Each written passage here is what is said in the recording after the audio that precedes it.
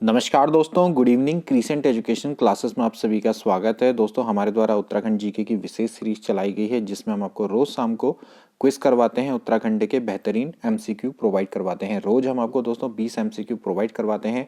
आप रोज यहां पर पार्टिसिपेट कर सकते हैं, अपना सेल्फ असेसमेंट कर सकते हैं। तो जितने भी लोग हमारे संग जुड़ गए हैं, एक बार वीडियो को लाइक कर दो और शेयर कर दो। जितने भी लोग यहाँ पर आ चुके हैं, एक बार कमेंट में अपनी हाजिरी लगा दें, फिर जल्दी से हम इस वीडियो को शुरू करेंगे। आज है दोस्तों पार्ट 25, पीसीएस, पुलिस, पटवारी, आरओ सभी के लिए महत्वपूर्ण है।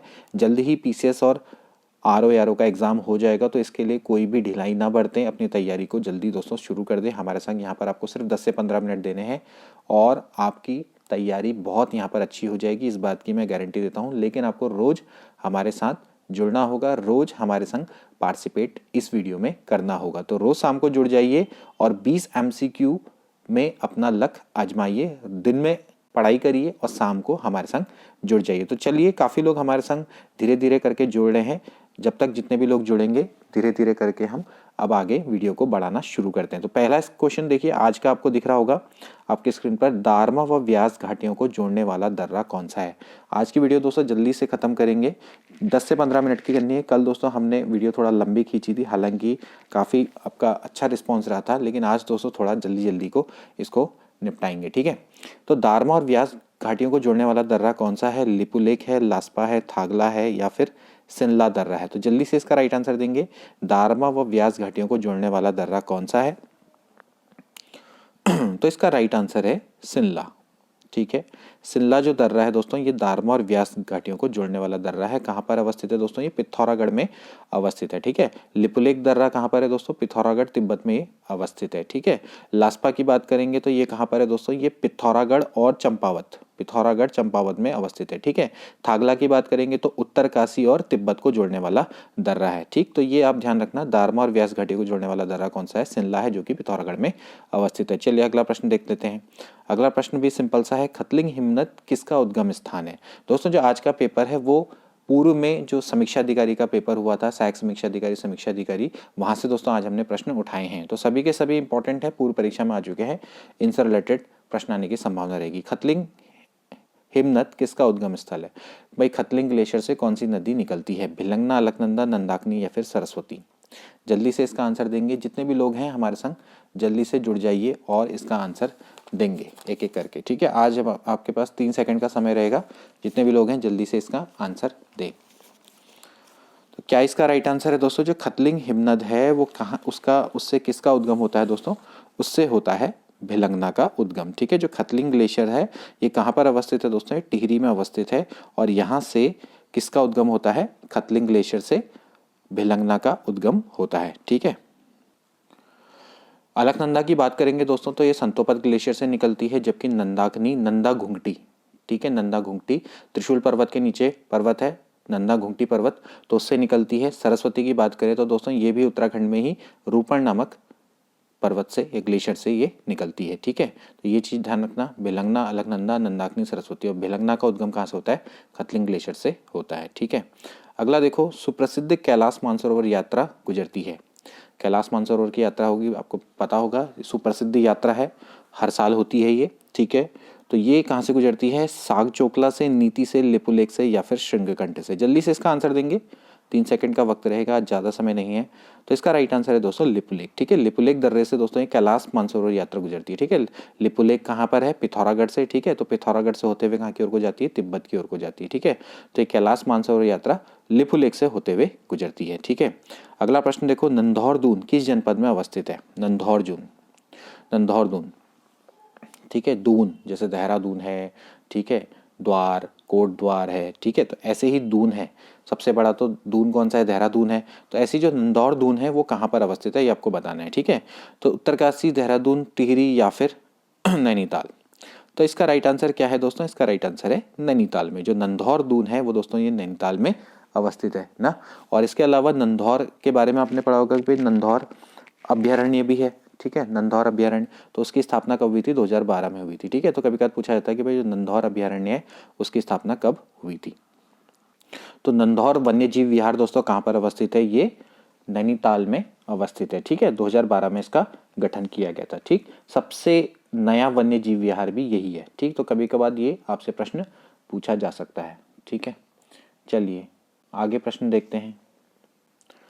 हिमालय में मुख्य सीमा भ्रंश MCT पृथक करता है। ठीक है, मेन सेंट्रल थ्रस्ट किसको पृथक करता है? ठीक, तो मेन सेंट्रल थ्रस्ट किसको पृथक करता है? जल्दी से आंसर देंगे। ठीक, ट्रांस, महान, महान, मध्य, मध्य शिवालिक या फिर शिवालिक भावर। ठीक, तो इसका राइट आंसर क्या है दोस्तों? इसका राइट आंसर है महान से मध्य हिमालय। ठीक है, महान और मध्य हिमालय को कौन पृथक करता है? MCT। ठीक है, ऐसे देखिए, ये महान वाला है। ठीक, इसके बाद फिर क्या आता है? मध्य आता है। ठीक है, और फिर इसके बाद क्या आता है? शिवालिक। ठीक, तो आप ऐसे करके बना सकते हैं। देखिए, शिवालिक और फिर मध्य, इसके बीच में होता है MBT यानी कि मेन बाउंड्री थ्रस्ट, इसके बीच में होता है MCT। ठीक, ऐसे करके आप याद कर सकते हैं। ठीक, तो मध्य हिमालय और शिवालिक के बीच में कौन आता है? MBT आता है। ठीक, मेन बाउंड्री थ्रस्ट, जबकि मुख्य भ्रंश सीमा MCT कहाँ से होती है? महान हिमालय और मध्य हिमालय के बीच में। ठीक है, अगला देखो, सिंपल सा प्रश्न है, उत्तरकाशी का ऐतिहासिक नाम क्या है? उत्तरकाशी का ऐतिहासिक नाम क्या है? सभी बताएंगे, जल्दी से आंसर करेंगे।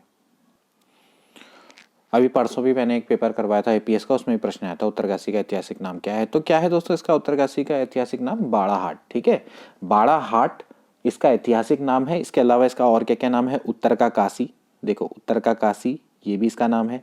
इसके अलावा सौम्य काशी, ठीक है, सौम्य काशी, ये भी उत्तरकाशी का नाम है। ठीक है, तो बाड़ाहाट क्या था कि पहले क्या था कि 1803 के टाइम तक ना बाड़ाहाट नामक पूर्व नगर हुआ करता था, लेकिन क्या हुआ कि उस समय भूकंप आया था, तो जो बाड़ाहाट नगर है वो पूरा क्षतिग्रस्त हो गया था। ठीक है, तो फिर उसके बाद उत्तरकाशी को नए सिरे से स्थापित किया गया, रीस्टैब्लिश किया गया था। वर्णावत पर्वत है वहां पर, उसके फुट में, ठीक है, वर्णावत जो पर्वत है इसके फुट पे उत्तरकाशी को दोबारा से स्टैब्लिश किया गया था। ठीक है, तो पहले इसका नाम बाड़ाहाट ही हुआ करता था, लेकिन भूकंप आया, फिर ये तबाह हो गया, उसके बाद किया गया, इसको नए सिरे से स्टैब्लिश किया गया। ठीक, तो इसलिए इसका ऐतिहासिक नाम क्या है? बाड़ाहाट है। चलिए आगे बढ़ते हैं। उत्तराखंड में औपनिवेशिक संघर्ष किस काल में प्रारंभ हुआ? भाई औपनिवेशिक संघर्ष कब से स्टार्ट हुआ? औपनिवेशिक समझते हैं ना कि भाई बाहर के लोग आए यहाँ पर राज करना स्टार्ट कर दिया, यानी कि इसको अपना एक उपनिवेश बनाने का जो संघर्ष है वो कब से शुरू हुआ?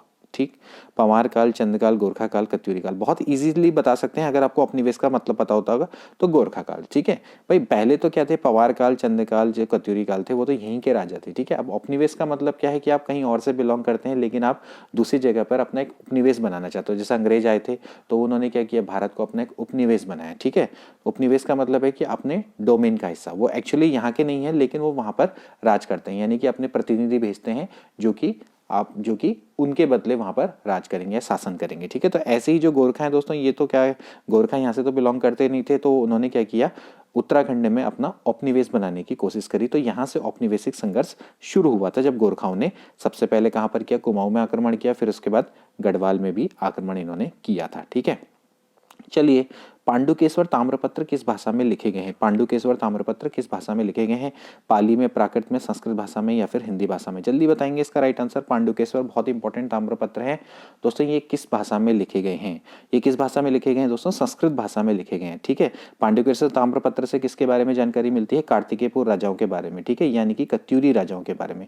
तो इससे ये भी पता लगता है कि जो कत्यूरियों की राजभाषा थी वो क्या थी? संस्कृत भाषा थी। संस्कृत भाषा का दोस्तों वो प्रयोग करते थे। अगला प्रश्न देखो, द्वाराहाट में 9वीं शताब्दी के ध्वज मंदिर को एक अन्य नाम से भी जाना जाता है। बहुत इंपॉर्टेंट है, मंदिरों की नगरी द्वाराहाट। ठीक है, द्वाराहाट में 9वीं शताब्दी का एक ध्वज मंदिर है, उसको एक अन्य नाम से भी जाना जाता है। कौन सा है वो? ठीक है, गुजरदेव मंदिर, चामू मंदिर, भद्रकाली शक्तिपीठ या फिर शंकरदेव? जल्दी से इसका आंसर देंगे। वैसे तो बहुत ईजी सा प्रश्न है, मैं इसका बता देता हूँ। इसका राइट आंसर है गुजरदेव मंदिर। ठीक है, गुजरदेव मंदिर को ही दोस्तों क्या माना जाता है? आपका ध्वज मंदिर के नाम से जाना जाता है। बहुत इंपॉर्टेंट मंदिर है, बिल्कुल याद कर लेना। ठीक है, अगला प्रश्न देखिए, कौन सी जनजाति भूमसेन देवता की पूजा करती है? भूमसेन देवता, या इसको भूमिया देवता भी बोलते हैं। ठीक है, भूमिया देवता, भूमसेन देवता इसको बोला जाता है। तो कौन सी जनजाति इसकी पूजा करती है? ठीक है, तो क्या इसका राइट आंसर होगा? थारू, बोक्सा, जौनसारी, राजी। देखिए, मैं इसका राइट आंसर बताऊं तो वैसे बोक्सा होना चाहिए, लेकिन आयोग के द्वारा इसका बोक्सा दिया गया था आंसर, लेकिन कई जगह पे इसका थारू भी। तो थारू, बोक्सा दोस्तों दोनों जनजाति है जो कि भूमसेन देवता की पूजा करती है। ठीक है, UKPSC ने अपना आंसर दिया था उस समय पर बोक्सा आंसर, लेकिन थारू भी है। तो थारू और बोक्सा दोनों जनजाति भूमसेन देवता की पूजा करती है। ठीक है, लेकिन आंसर क्या दिया गया था? बोक्सा दिया गया था। ठीक है, ध्यान रखना इस चीज को।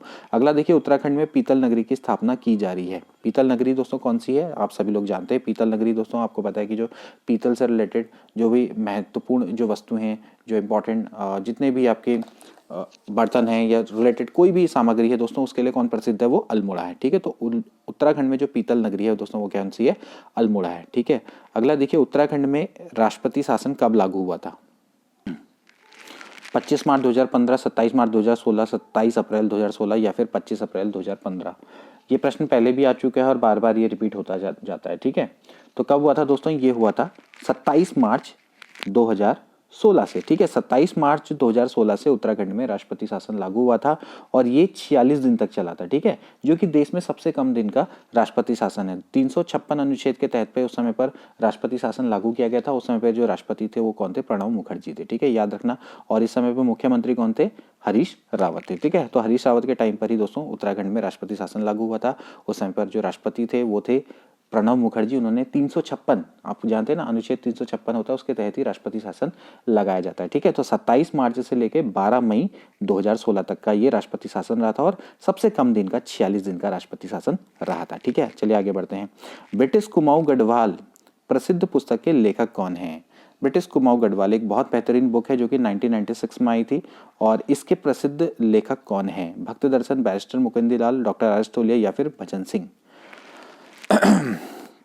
जल्दी से पार्टिसिपेट करें, 3 सेकंड का वक्त रहेगा। क्विक देंगे आंसर। Doctor R S. टोलिया दोस्तों ये हैं। रघुनंदन सिंह टोलिया जो हैं आपके, ये ही दोस्तों कौन है? ब्रिटिश कुमाऊं गढ़वाल के लेखक हैं। ठीक है, जो डॉक्टर आर.एस. टोलिया हैं दोस्तों, ये कौन थे? हमारे उत्तराखंड के प्रथम मुख्य सूचना आयुक्त भी थे। ठीक है, तो कभी कभार पूछा जा सकता है कि प्रथम मुख्य सूचना आयुक्त कौन थे दोस्तों? वो थे डॉक्टर आर.एस. टोलिया। इनके द्वारा जो बुक लिखी गई है ब्रिटिश कुमाऊं गढ़वाल, 1996 में इनके द्वारा बुक लिखी गई है। ठीक है, ब्रिटिश कुमाऊं गढ़वाल। ठीक है, उत्तराखंड की प्रथम महिला पुलिस महानिदेशक कौन थी? तो जल्दी से बता देंगे तो सभी लोग जानते हैं उत्तराखंड की प्रथम पुलिस महानिदेशक कौन थी? माया टम्टा, ज्योतिराव पांडे, श्रीमती संतोष चौहान या फिर कंचन चौधरी भट्टाचार्य? जल्दी से बताएंगे। चलो मैं आपको थोड़ा समय देता हूं इसके लिए।